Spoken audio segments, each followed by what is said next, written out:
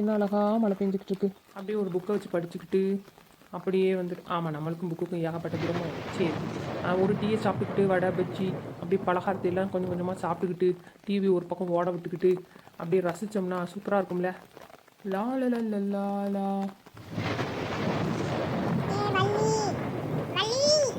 லா லா லா லா லா.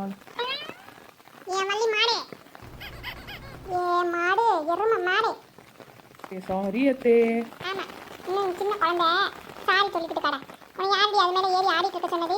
வீட்டில் அவ்வளோ வேலை கிடக்குது, நீ ஜன்னல் மேலே ஏறி ஆடிக்கிட்டு இருக்க. நீ இன்னும் சின்ன பாப்பாவா?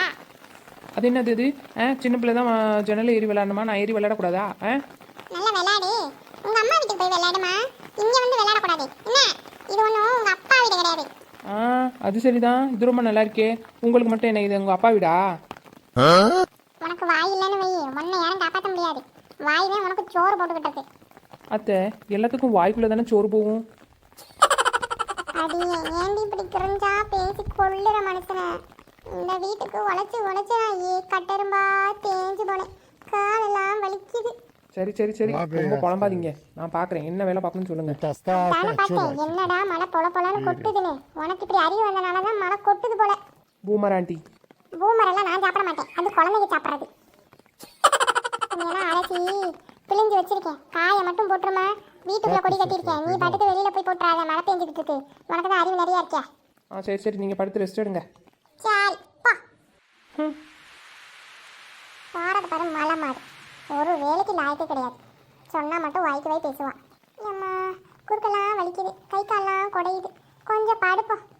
ஏம்மா இந்த கிழவி என்ன இம்புடு துணியை அலசி போட்டிருக்கு. நான் கூட 2-3 துணி நினச்சேன். சரி எப்படி வீட்டுக்குள்ளே காயும்? என்ன பண்ணுறது? நம்ம மூளைக்கு வேலை கொடுத்தே ஆகணும். ஐடியா.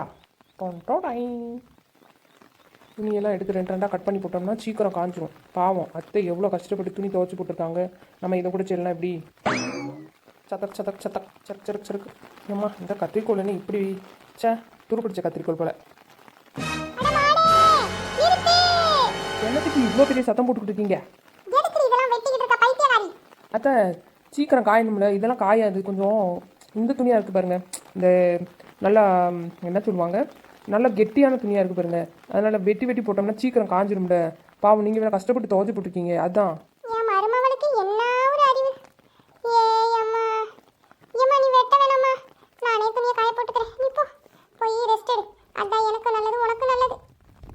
உங்களுக்கு ஹெல்ப் பண்ணலாம் பார்த்தா நீங்கள் என்னடானா என்னையவே ரெஸ்ட் எடுக்க சொல்கிறீங்க. சரி டீ மட்டும் போட்டு கொடுத்துருங்க.